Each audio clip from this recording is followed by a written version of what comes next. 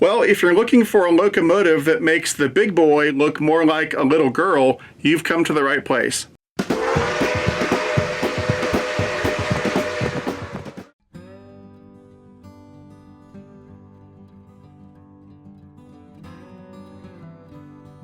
So what we have here is the new 3-rail O-scale Union Pacific number 80 coal turbine made by MTH. MTH offered this locomotive in their 2018 Volume 2 catalog, and then these sets were delivered in August of 2019. As you can see, this set is gigantic. It has an overall length of 54 inches, a combined weight of just over 18 pounds. It rides on 25 axles, 10 of which are powered, and it has 3 fan-driven smoke units. This thing is absolutely massive. So UP number 80 was an experimental gas turbine electric locomotive built by the Union Pacific in 1962. The UP's main fleet of G-tails, which burned bunker C fuel and/or compressed propane, consisted of 55 locomotives split up into 3 generations and were built by Alco GE and General Electric between 1952 and 1961. Since number 80 was an experimental unit, instead of burning bunker C fuel or compressed propane, the UP wanted to see if they could build a turbine electric that burned coal. So when it came time to build UP number 80, it was kind of cobbled together from a bunch of different things. The cab was a modified Alco PA1 unit. The second unit was a modified Great Northern W1 electric locomotive. The turbine was borrowed from one of the UP's older conventionally powered G-tail locomotives, and the coal tender was a rebuild from Challenger number 3990. Now, as you can see, MTH has chosen to model number 80, which was the unit's original road number, but in 1965, that road number was changed to 8080 to avoid conflict with the new EMD DD35 locomotives that were being introduced. As I mentioned before, this thing had a lot of axles, 25 axles from stem to stern. The 2 powered units had 18 axles, 12 of which were powered. The PA1's 2,000 horsepower diesel engine was retained, and the B unit carried the main power plant for the main generators, which added another 5,000 horsepower for a total power output of 7,000 horsepower. Ultimately and unfortunately, UP number 80 was plagued with problems from the get-go. Blade erosion and soot buildup issues encountered in earlier G-tails were magnified with the coal turbine, and grinding the coal into particles fine enough to avoid damage to the turbine blades proved burdensome. Because of all these problems, number 80 was eventually declared a failure, and it was scrapped after only spending 20 months in service. So while the conventional G-tails logged over 1 million miles in revenue service, number 80 ran less than 10,000 miles before being taken out of service in March of 1968. The good news for us, however, is that a locomotive's success or failure in the real world doesn't translate to its O-scale counterpart, and so while number 80 was a failure in life, the model is fantastic. So let's get back to the MTH model that we have here. Now, building on what I said at the very start of this video, this set is massive. It's over 54 inches in length, and because of that length, the minimum curve for this set is 0.72. So this is definitely a set that is not friendly to small layouts with tight curves. I also said the set is extremely heavy, over 18 pounds combined weight, and one of the reasons for that weight is because while the first and second units have die-cast metal trucks and couplers and stamped metal frames, the tender is all die-cast metal construction, and I actually think that's pretty cool because it's kind of like the real-life number 80 where they used a rebuilt Challenger tender. Well, in this case, MTH has used a die-cast metal tender just like they would use on one of their steam engines. I also mentioned earlier that this set rides on 25 axles, 10 of which are powered, and of those 10 axles, 5 have traction tires for a total of 10 rubber traction tires, and those 10 powered axles are driven by 4 flywheel motors. So when you combine all that with the length and the weight, you get some serious pulling power out of this set. 3 pounds, 3 ounces of pulling power, which puts it right up there with the MTH and Lionel big boys and the Vision Line Centipede and stuff like that. So this set not only walks the walk, it talks the talk. This thing is a beast of a locomotive and a serious hauler. Just like every other O-scale locomotive that MTH currently makes, this model is equipped with Protosound 3.0 with MTH's digital command system. It also has DCC on board, but DCC typically doesn't come into play with a 3-rail model. So at this point, you've already seen the set do a few slow runs by the camera, so you've got an idea of how beautifully detailed this set is, but I did want to point out a few little things that you may not know or you may not have noticed. So I said there were 3 fan-driven smoke units on this set. The first of those 3 is on the lead unit, the other 2 are on the second unit. And on the lead unit, the smokestack is right here, and just like any other fan-driven smoke unit, to load smoke fluid into the smoke unit, you simply pour the smoke fluid directly down the stack. Here's a look at the gap between the first and second units. Now obviously, because this is O gauge, you're going to have a much larger gap than you would on the real number 80, and that's to allow this thing to get around O72 curves. If you had a more prototypical gap, the minimum curve for this set would be O108 or something crazy like that. Now on the end of the lead unit, you can see we've got this soft rubber diaphragm around a non-functional door, and then there's no diaphragm on the second unit, but there is a door molded into the plastic. Now the most interesting thing about the gap is not the gap itself, but the coupling system down here. This is a semi-permanent coupling system. It's not meant to be uncoupled and recoupled during normal operations. And so rather than having a standard coupling setup, what they've got is this weird V-groove setup, as I call it. So you've got this piece here, and then there's this piece that snaps out like that, and that's what locks it in place. And then you've got this little V-groove here, and that's so that this tab hanging off the back of the lead unit can slide into there and lock in place. And so the way it works is you just back the lead unit in there, and it snaps and locks in place. It's very weird. I've never seen this on an O-scale model before, but it works very well. I haven't had any issues with this coupling system when operating this set. I don't know if this coupling style here is based on how the real number 80 units were coupled together, but it's interesting nonetheless. On the top of the second unit, you'll find 2 more smokestacks and 2 more fan-driven smoke units. So one smoke unit is down this sort of dual vent smokestack right here, and then the other is down this smokestack at the rear. And by the way, the entire second unit looks incredible. It looks so busy with all this piping and vent work and so forth that even when it's standing still, it looks like it's up to something. Here's a close-up of that smokestack in the middle of the second unit, and as you can see, it looks quite different than most other smokestacks out there because we've got this dual vent structure going on, and then we've got some see-through metal screening down here, and the smoke unit is underneath all that. And while this looks great, the trouble is that when it comes time to load smoke fluid into the smoke unit, it can be a little tricky because the holes in this vent work are not large enough to accommodate the nozzle on a smoke fluid bottle or even a needle tip dispenser. And if you try to put the smoke fluid through this screen, it'll just go all over the screen and make a big mess. So what you have to do is remove this entire piece. And the way that I do that is with a flat tip screwdriver. I gently pry on the back like that. Then with my fingers, pry it up a little bit. And then with the flat tip screwdriver again, I gently pry on the front like that. And that should let it pop off. Yeah, there it is. And if we look down there, you can see there's the smoke unit, and that's where you pour the smoke fluid. Here's the gap between the second unit and the die-cast metal tender, and again, because it's O-gauge, it's a pretty wide gap. We've got another one of those V-groove locking systems here, and then below that, there's a wire tether that supplies power to the tender for the backup light and the coupler. All right, the last thing we're gonna do before we start this thing up is BFIMO, best feature in my opinion. Well, my favorite feature on the number 80 coal turbine is on the middle section of the locomotive where they've got all that beautiful see-through metal screening and interior details. It just looks awesome. It makes this engine look so busy, and it looks unlike anything else in my fleet. They did a fantastic job with it. All right, let's go ahead and start this thing up. If you interrupt now.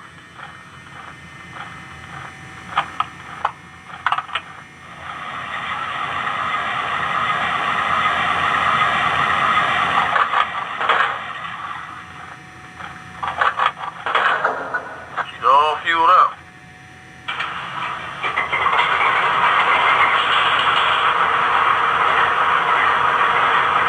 Yep, let's get it going. Yeah, all right.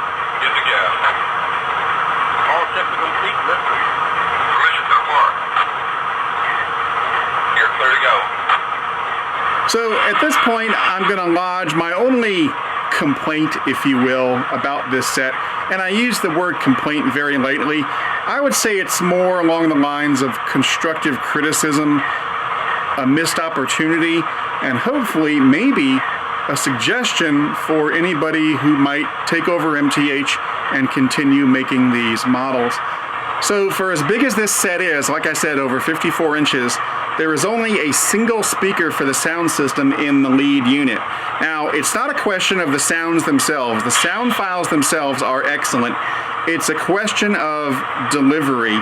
With a single speaker, this set just doesn't have the sonic presence that it should or could have, and I think that was a missed opportunity.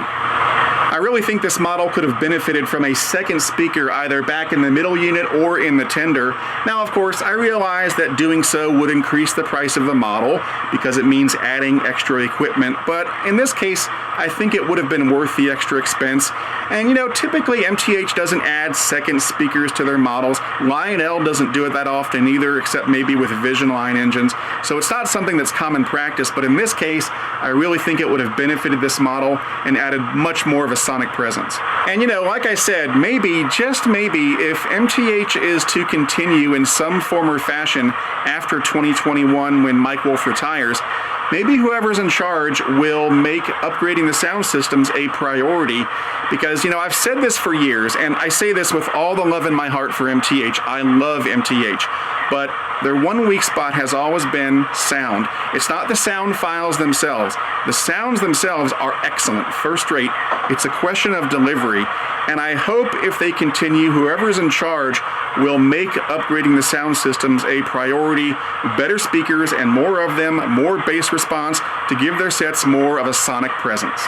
Now, I don't want anyone to get the wrong impression about this set. It's a fantastic set. I love it. I highly recommend it. It's just that if I had one piece of constructive criticism for MTH, that would be it. Anyway, with all that said, let's go ahead and have some fun and roll it out.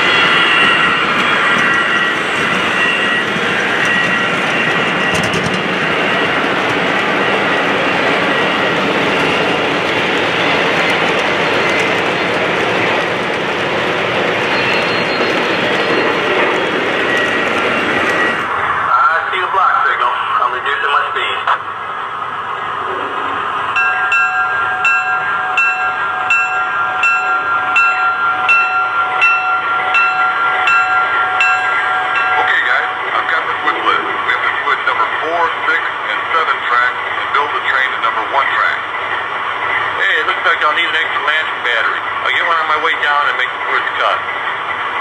Make the cut behind the 4 track. Roger there. 34th car on the number 4 track. Let's run the engine. Make sure she's holding her pressure. Roger that. Now, Troy, wake her up.